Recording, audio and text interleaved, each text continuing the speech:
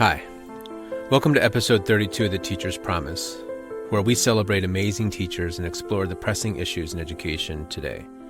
I'm Brett Hansen, your host, and in this episode, we're updating the teacher shortage crisis in America in 2024 with a special focus on Wisconsin. Now, last season, I reported on this topic in episode 25, discussing the shortage and important issues affecting it, like the teacher wage penalty and the different effect inflation has on educators and teachers. Today, we're going to focus more on what's actually happening today, statistics, and the focused complexities, because what I've found is it's actually more complicated than at least I originally thought. And then why we should maybe start calling it the education crisis more than a teacher's crisis, even though it is revolving around teachers to a great extent.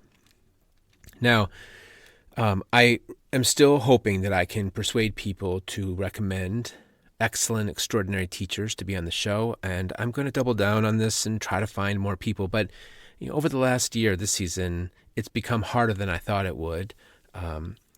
So I'm branching off into other issues and really trying to explore things that I think teachers would like to hear about. For example, the next episode is going to be on AI, and maybe a few episodes. It's something really interesting to me, something that I've been exploring. I think it's really important. And so that's where I'm going to head next. And then hopefully sometime soon, I'll have some more interviews with extraordinary teachers, and we'll go from there. Now, for this episode, I focused mainly on 4 articles from 3 sources. The sources were Education Week, a national respected education publication, the National Council of Education Statistics, which is a federal government resource that shares information on education, and it clearly does it from a very federal government perspective. And then the Cap Times, a Madison, Wisconsin-based education and government publication that stays on top of what's going on in the state. So the overview of what we're really going to talk about is what schools across the U.S. are facing in regards to fully staffing their classrooms, and the question of whether or not this trend is going to continue and how it's affecting both the instruction in the classrooms and also teachers, their livelihood, their satisfaction with work and things like that. And the first article that I read was from Education Week, and it focused on a group of researchers that have been gathering data from news reports, education department websites, state department websites, and any other respected, reliable sources that they could get their hands on in order to try to figure out what's really going on, because there are so many different reports and so many different things being stated.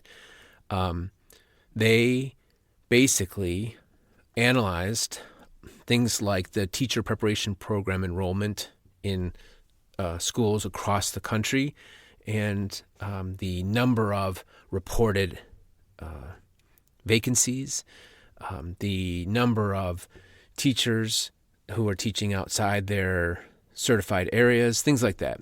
And their initial publication came out in fall 2022, and their plan was to update every fall. So the information that I got is from fall 2023.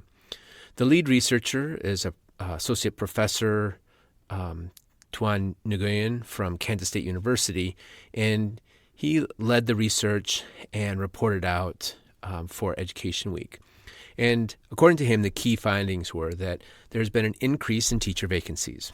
No surprise to us in the field, from approximately 36,000 to 55,000 since the beginning of the pandemic. But the more important finding that they reported on was the number of underqualified positions. According to their research, around 270,000 positions nationally, representing about 10% of U.S. teachers, are underqualified positions, places where a teacher is not really qualified to teach that subject. Now, we know why this is happening. It's because they must put someone in front of those students.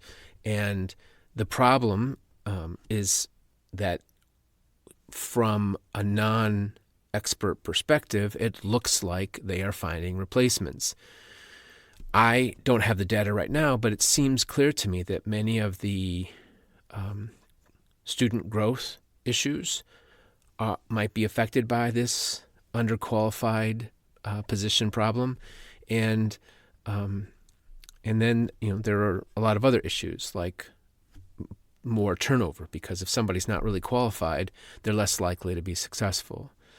Now, one of the problems with the report that the researchers identified was an inconsistent source of data. Many states don't report on the issue at all. One example they used was the state of New York, which is a huge state with a lot of students and a lot of teachers, and they don't report out this information. And then other states have infrequent reporting, so they only make the data available every so often, and some of them, depending on the governmental decisions. And so they focused on the importance of reliable data, and that makes sense. We can't really make meaningful decisions if we don't have the correct data. At the national level, it's particularly difficult because on top of that, there are also the different state standards and the different expectations and things like that. At the state level, it's essential for teacher accreditation and understanding what is needed from the workforce, whether or not it is a manageable problem or a crisis. So there are a lot of reasons why the data really needs to be improved.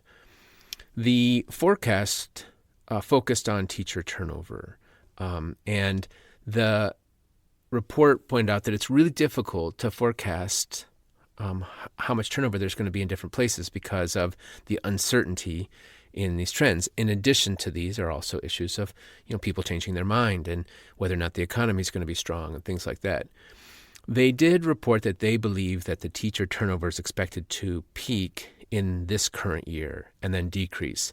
And some of the factors influencing that are the fact that so many people have left and we have such a big problem. There are fewer people that are going to leave the profession, and also declining enrollment.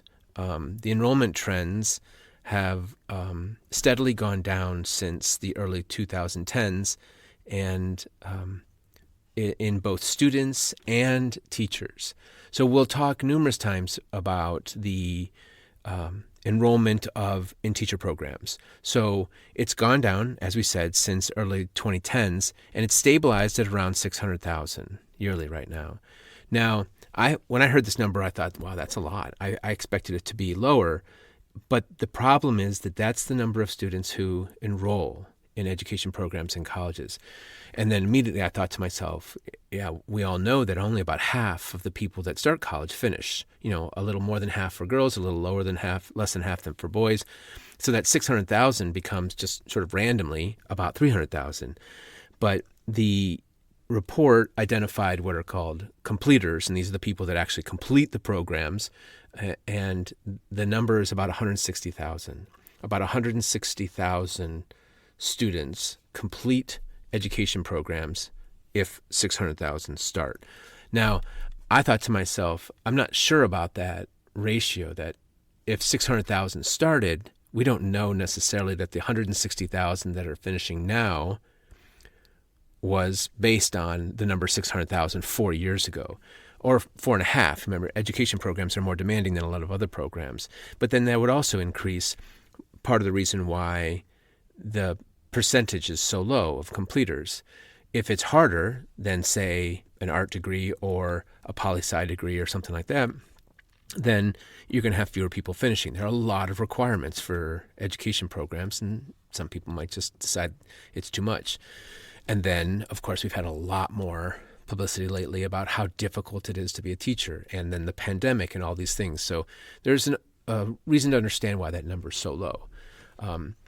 According to the report, the implications is this lower number of graduating qualified teachers is tapping into the reserve pool of potential teachers, and then that's starting to dry up. So they talked a little bit about the need to draw on retired teachers, trying to pull them back. In our school, in our high school, we have numerous teachers who have retired and have been persuaded to come back because they love kids. But, how long is this going to work? And then they're also, coming back after living a much more relaxed life. So we'll see how well that turns out. So the overall impact on the teacher pipeline and shortages of teachers is complex. It has multiple issues that are affecting it. And I think one of the most important things to remember is that issue of underqualification. We have people that are in the classrooms and they're trying their best, but if they're not qualified, there's going to be a lower level of education, and that could have disastrous effects on our students' growth. So there's a lot of uncertainty and complexity going on there. So the main thing that the report found is that we really need to clear up the data and see what's really going on. The second article I read came from the federal government, and it was about what you would expect from a federal government publication. It was dated and really quite unhelpful. So I'm just going to give you a quick explanation of the article, 8% of public school teachers left teaching in 2021. Now, this article was published in 2023. I couldn't understand for the life of me why they're publishing data on 2021 2 years later, and I assumed it just had something to do with the process of going through the federal verification. So according to the federal government, only about 8% of public school teachers left the profession, but that was between 2021 and 2022. And so now we're in 2023, and these numbers just don't seem to align with the other numbers. So I'm not sure if the federal government is mistaken or if that really is the number. If only 8% are leaving the profession, that's not too big of a number until we start to think about all the decreases in the teachers coming in. Now, with the decline in enrollment, if the decline in enrollment is around 8%, then that's kind of a wash. But it looks like the decline in enrollment is a little bit lower than that, and then there are other big issues like underqualification and the issue of teachers moving to different districts, so that migration. So I didn't really find the government report all that helpful. It did point out that there's a higher percentage of mobility for public school teachers than private school teachers, but a higher attrition rate for private school teachers than public school teachers.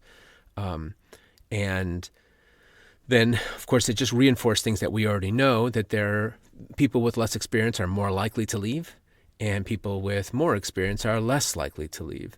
The other obvious data from that was that schools with a higher percentage of students on free or reduced lunch have a higher attrition rate. So it said that schools with 75% or higher free or reduced lunch had a higher attrition rate than schools with less.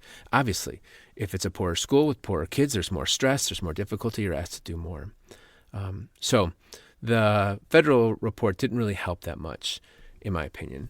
The third article that I read was about Wisconsin and Wisconsin teachers leaving jobs in higher numbers than last year.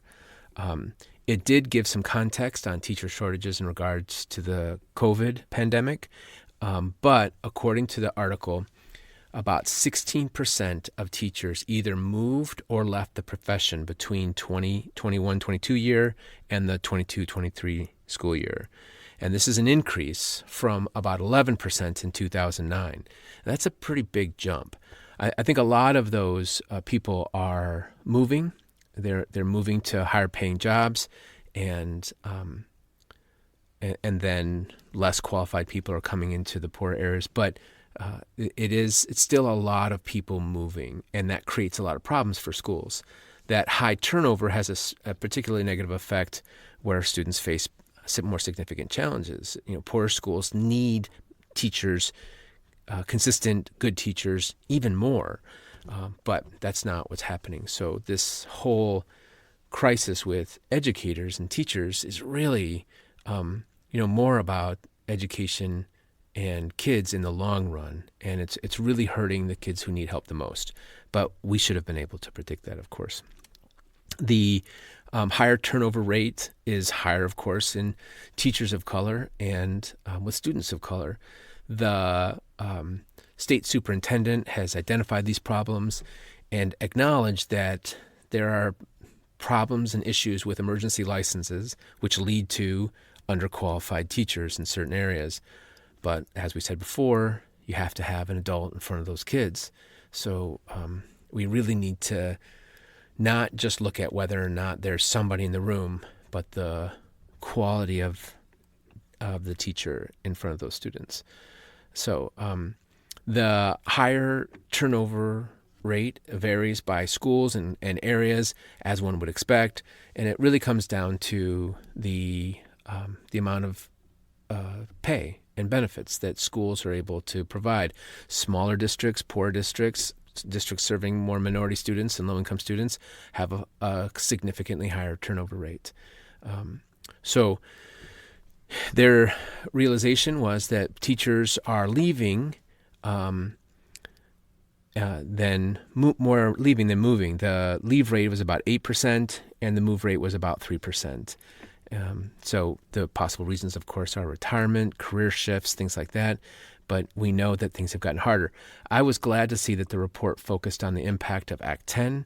We can see these dramatic changes starting after Act 10. They did not start with the pandemic. The pandemic just made the situation a lot worse, especially after the pandemic. But a lot of these issues started with Act 10, and there are legislative initiatives in the state to change some of those things. For example, I know that there's a piece of legislation that will allow school districts to hire teachers who have retired and come back and teach.